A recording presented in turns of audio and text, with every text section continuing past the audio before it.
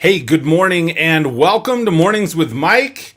I'm Mike and it's morning outside. So here we are. I appreciate you taking the time to join me this morning. I hope your day has started off great so far. And the whole goal of this program is just to help you keep a positive mentality through the day, through the week. We're going to talk about some scripture, talk about a verse this morning. As always, this stream is sponsored by StreamYard. So if you've got a message that you want to get out, especially across multiple platforms, they have a great software for doing that. I'd recommend go check out join-streamyard.com. I can put that up on the screen. I think I still have it over here. Right there.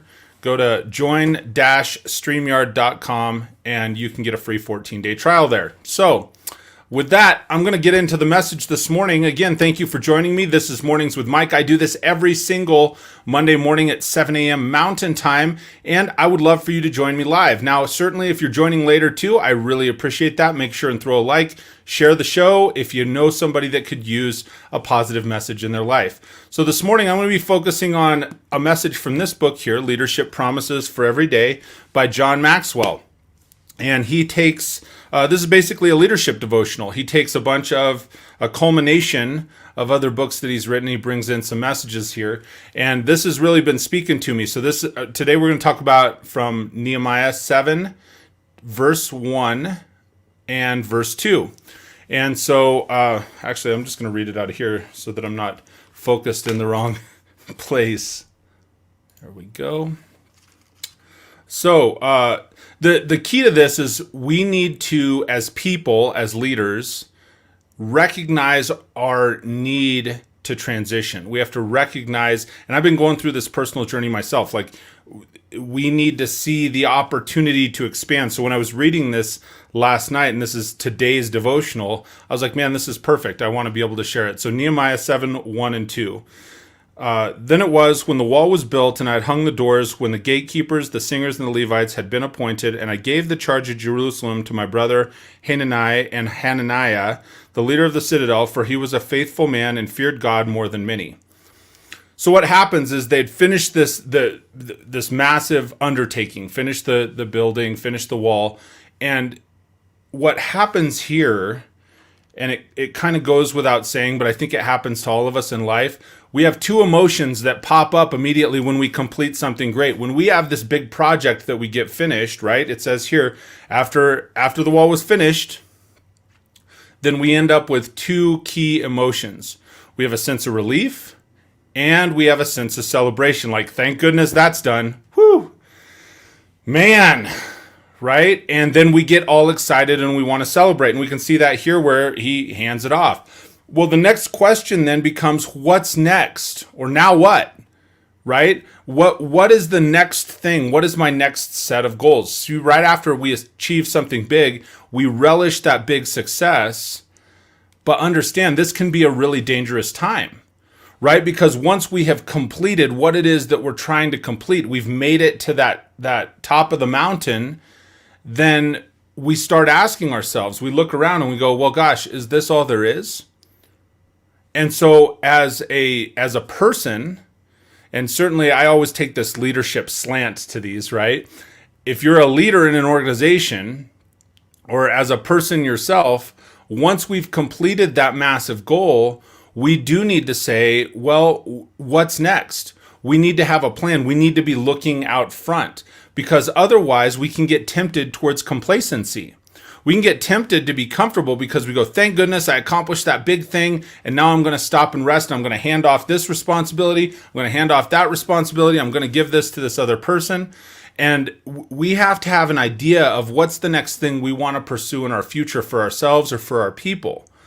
Because if we don't, simply stated, our momentum leaks, right? We lose momentum at its core is, what is my need? What is it that I need to do right now? What can I accomplish right now? We often look to outside sources for momentum, but if you look inside, momentum, us wanting and having this massive desire that turns into a need to achieve something, that is how we're driven.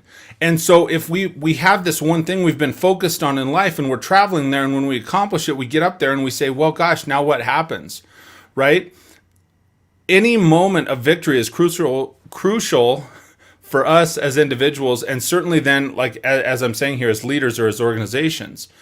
Because if you are in a leadership position, and keep in mind, we're all leaders. You're leading yourself every day. You're leading yourself to accomplish the next thing. You're leading yourself to accomplish more. If we don't know how to move forward and grow ourselves, then we have this transitional problem occurs. And that's where this picks up. And I want to share this. It talks about there's two types of leadership seasons, right? You have kind of an entrepreneurial attitude and season, and then you have a more executive attitude. So Nehemiah's life illustrates the difference between a catalyst and a consolidator, right? You have these two different types of leadership seasons. So catalyst starts, and there's 4 points here. It says a catalyst gets it going, then becomes a designer and thinks it up, and then a motivator and encourages, and then an entrepreneur relies on self. Whereas a consolidator keeps things going, turns into a developer, makes sure to follow it up, a manager which organizes pieces within the organization, and an executive that then will rely on others to build. So I encourage you, like I said, this is one of those that was really speaking to me, because it's like I've been going through this transitional and emotional journey myself, right, of growth and what's that next level? How do we move forward? And so one of the keys is keep your eyes moving forward, and then know that once I have to know. So I'm speaking to myself as much as I'm speaking to you, right? I have to know that once I get to that level, even though it may seem like a huge task, it may seem like a huge goal right now, and it's something that I'm chasing, when I get there, it's okay to have that sense of relief and just exhale for a minute and just go, whew, man, I'm so glad that I made this, and make sure and celebrate the wins. But don't stop there.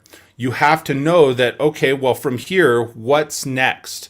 I encourage you to spend time answering that question. If you have one set of goals, what's the next one? What's the next one? What's the next one? You have to constantly be growing, expanding, and pushing yourself.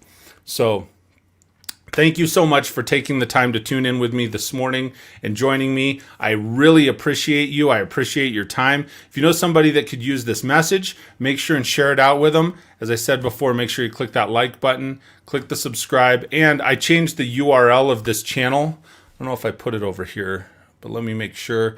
If you're not connected with me, I did not change it, but I can change this real quick. Just because I seem to say this all the time. So I updated this on my channel. It's youtube.com/faith and fire. Figure that's kind of easy to remember. And then I have obviously this show, Mornings with Mike. My buddy and I, my buddy Matt and I do a Friday night show, which is Friday Night Fire. And then I've got some other ideas and some videos coming in. So I would encourage you, please check that out. Connect with me here.